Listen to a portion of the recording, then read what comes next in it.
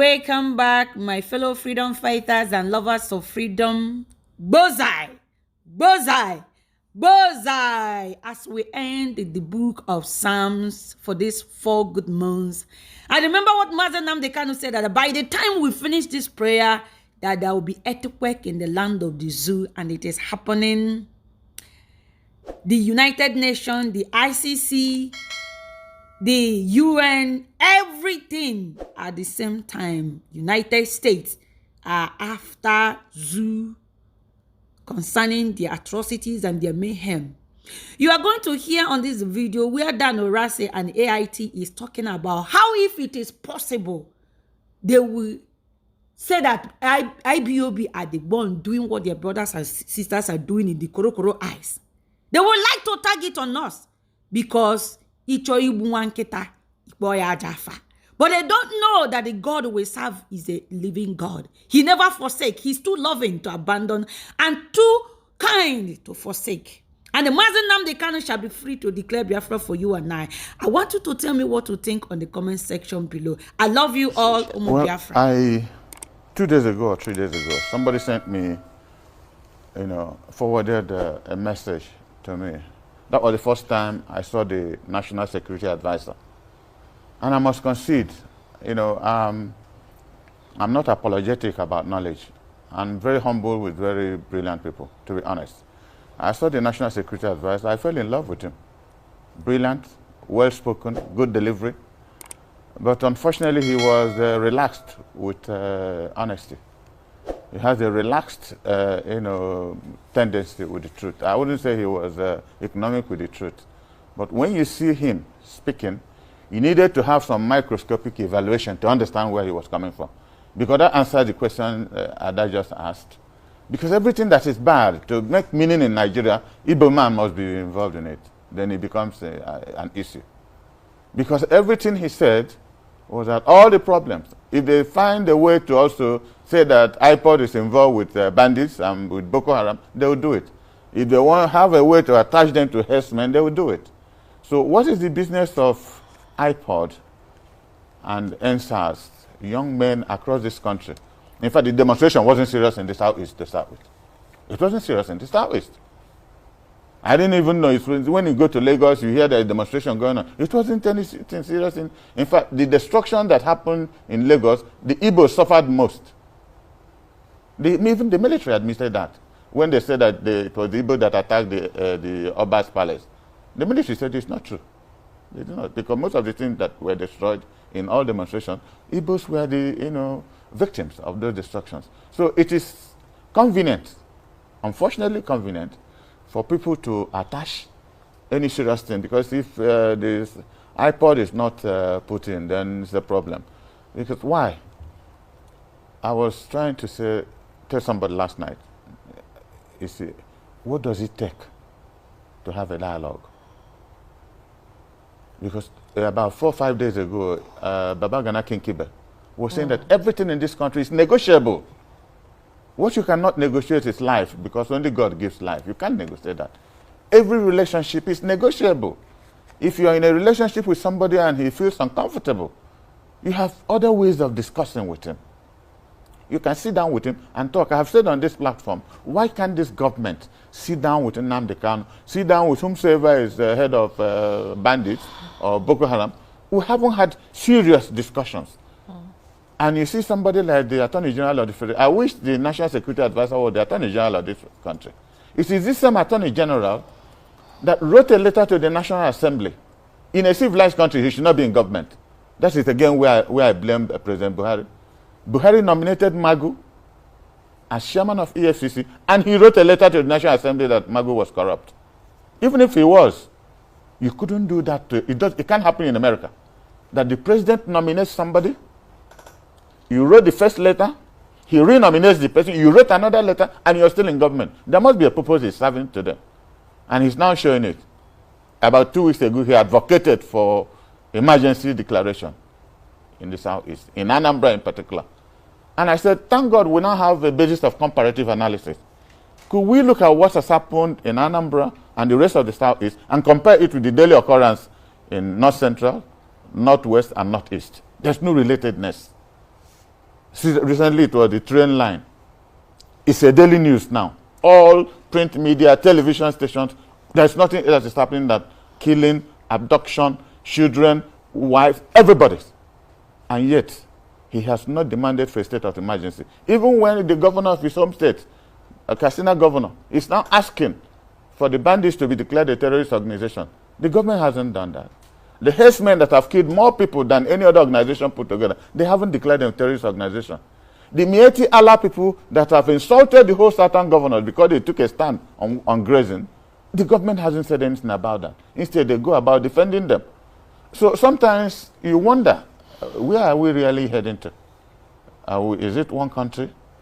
Because there's love of country. I was born in the north, and I regard myself, until recently, as a northerner. During the war, we were called Hausa Igbos. And I was proud about it. I had no apologies to offer to anybody.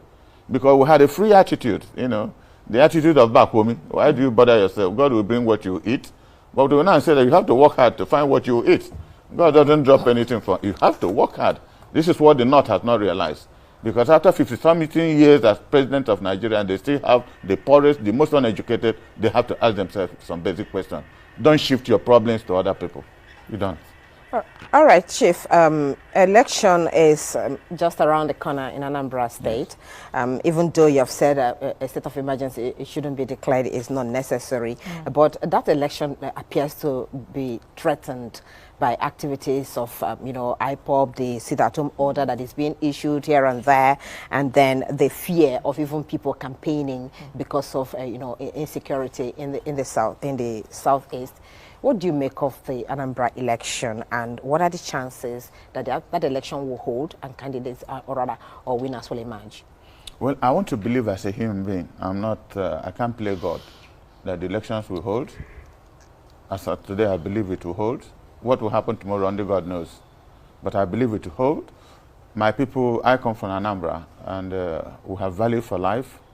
I said in my last appearance that most of the violence you see in the southeast are imported violence.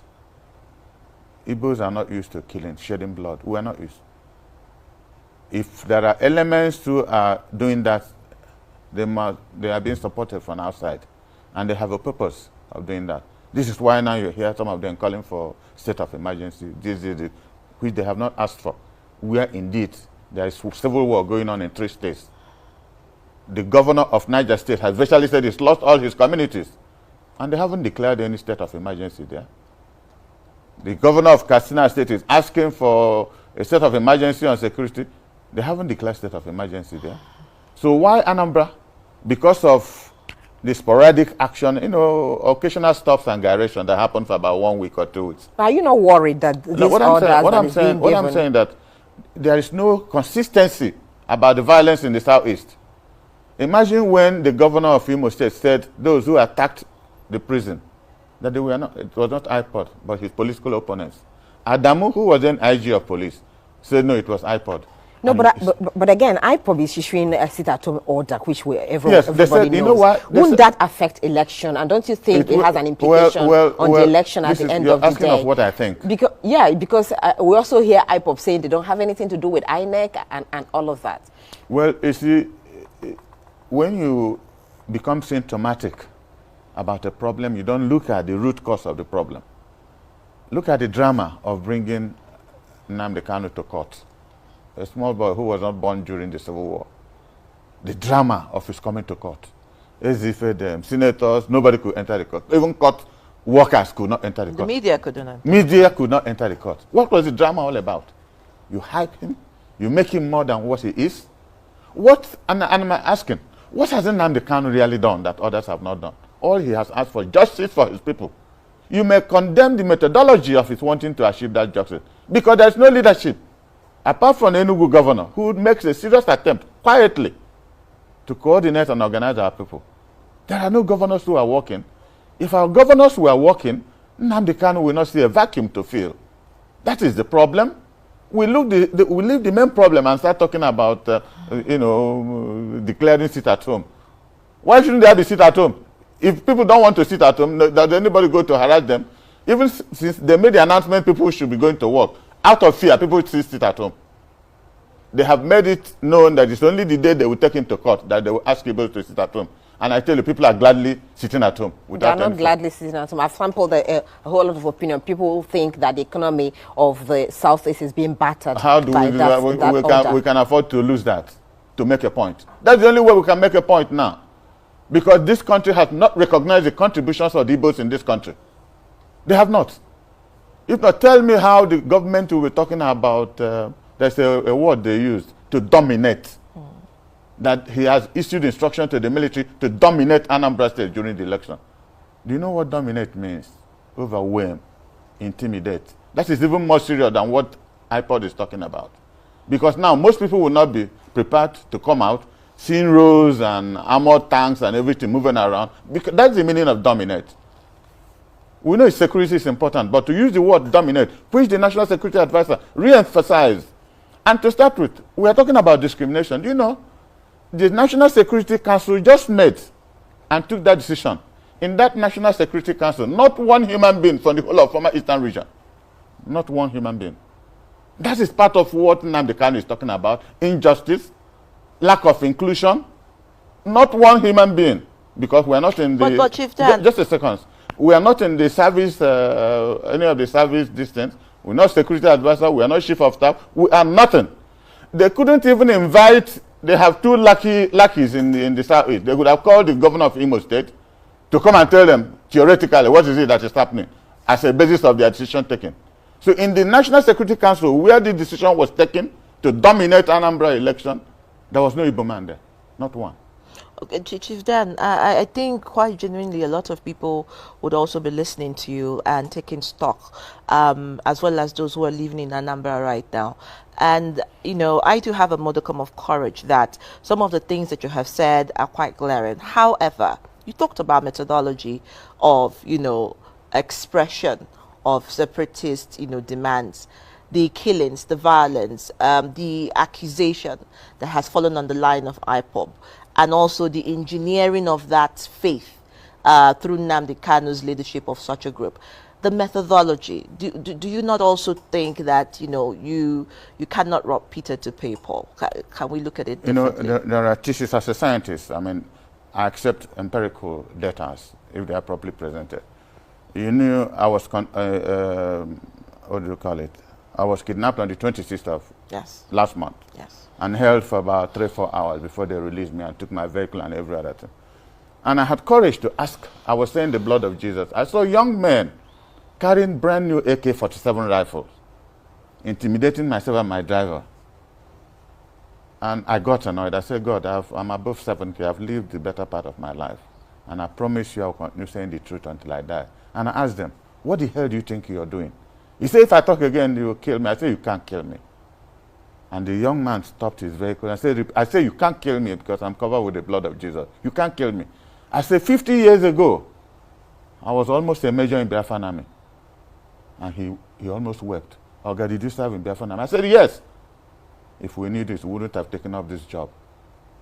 The problem is coming from your own environment. If we knew that you helped to save our people, and I almost wept. And they said, nothing will happen to you and your driver. And they dropped us off. About 30 minutes after that, they told us that most of the violence were imported, that they are being paid to go and destroy their own properties from outside, so that they create a problem as Igbos are doing something wrong. Our people have value for life. Igbos have value for life, more than any other tribe in this country. And I make good to say it anywhere. Because anybody who goes around this country investing does not hate this country. There was a time I was in one of your programs.